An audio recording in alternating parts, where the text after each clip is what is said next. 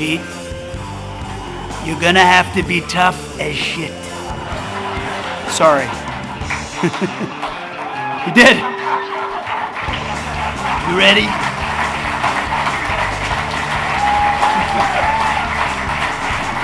They're gonna come after you. Defense Secretary Pete Hegseth is going viral after appearing to channel President Donald Trump during a fiery Kentucky rally supporting Trump-backed congressional candidate Ed Galbraith. While addressing supporters, Hegseth mimicked Trump's voice, cadence, and signature hand gestures while recalling how Trump allegedly offered him the Pentagon job. President Trump told me when he first offered me this job, he said, Pete, you're gonna have to be tough as shit. Sorry. He did. You ready?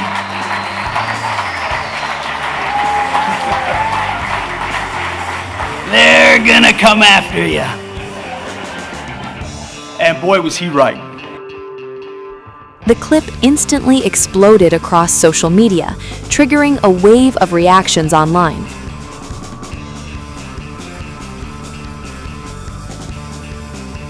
The rally was aimed at boosting Galbraith's challenge against Republican Congressman Thomas Massie, who has repeatedly clashed with Trump over key issues, including the president's One Big Beautiful Bill and efforts tied to releasing files connected to Jeffrey Epstein. At the same time, Democrats on the House Oversight Committee are preparing to question a former prison guard linked to the night Epstein died in federal custody, pushing the Epstein controversy back into the national spotlight once again.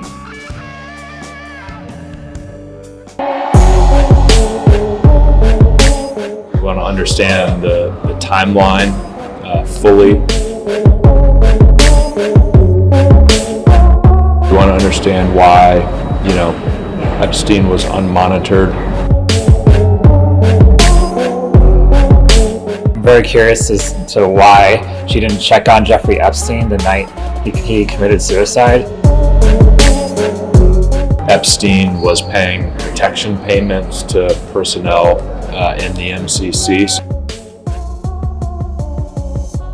The ghosts of the Jeffrey Epstein scandal are once again circling Washington as lawmakers prepare to reopen one of the most disturbing chapters surrounding Epstein's death inside a New York jail cell. Why was Epstein left unmonitored? Why were required prison checks allegedly skipped? And were the guards really asleep while one of the world's most notorious inmates died alone in his cell? The focus is now falling on Tova Noel, one of the two prison guards on duty the night convicted sex offender Jeffrey Epstein died in federal custody in August 2019. And this time, members of the House Oversight Committee say they are preparing to ask the questions that have haunted the public for years. The hearing is already fueling fresh conspiracy theories online, especially after the Department of Justice's recent Department of Justice release of additional Epstein-related files reignited scrutiny surrounding the final hours before his death. Virginia Congressman James Walkinshaw made it clear lawmakers are determined to dig deeper into what happened behind prison walls. I think we're all hoping to understand why Epstein was unmonitored on the night that he died. We want to understand the timeline fully. Obviously, there are questions around the $5,000 deposit she made that was flagged by her bank and reporting from the Miami Herald that Epstein was paying protection payments to personnel in the MCC. So we'll have questions on all of that. He added that Epstein's death prevented him from fully accounting for the crimes that he committed and denied survivors the chance to confront him in court. The questions surrounding that night have never disappeared. In fact, they have only grown louder. Fundamentally, we want to understand why, Epstein was unmonitored. His death allowed him to really avoid fully accounting for the crimes that he committed and denied the survivors their day in court to get the accountability that they deserve. So we want to understand why that happened and how that could have happened. Federal investigators previously accused Noel and fellow guard Michael Thomas of failing to properly monitor Epstein during their shift. Prosecutors alleged the guards spent time sleeping and browsing the internet instead of conducting mandatory checks inside the high-security facility. Authorities also claimed the pair falsified prison records to create the appearance that routine inmate checks had been completed. Epstein was later found dead in his cell. New York City medical examiner officially ruled the death a suicide. But despite the official ruling, public suspicion never faded. Questions exploded across social media, conspiracy theories spread globally, and critics continued asking how one of the most high-profile prisoners in America could allegedly be left alone and unwatched inside a federal jail. Now, nearly 7 years later, lawmakers appear ready to force those questions back into the spotlight. Virginia Congressman Suhas Subramaniam says Noel will face tough scrutiny during testimony before the committee. I don't know what to expect, actually. I'm very curious as to why she didn't check on Jeffrey Epstein the night he committed suicide.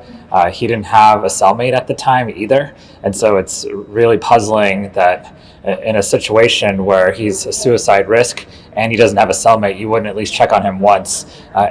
He also, there have been a lot of other circumstances around this which have people questioning how he was able to basically avoid consequences by taking his own life. But lawmakers say this hearing is not only about the past. They also want answers about whether Epstein received special treatment inside the prison system and whether failures inside the jail could happen again. Subramaniam openly questioned why Epstein appeared to be treated differently from other inmates. I'm going to ask her a lot about that night, whether she benefited at all from this, financially or otherwise. There's some rumors out here about that. We also want to know, how we're going to prevent this from happening in the future. So it seems like Jeffrey Epstein was treated differently than the other prisoners. And I'm going to want to know why that was. And so we're going to ask her all the hard questions. The case against Noel and Thomas had previously ended with both guards entering deferred prosecution agreements with the Justice Department. According to federal court filings, neither served prison time as part of the deal. But for many Americans, the unanswered questions never went away. And now, with Congress preparing to reopen the mystery surrounding Epstein's final hours, one of the most explosive scandals tied to powerful elites, prison failures, and conspiracy theories is once again erupting back into public view.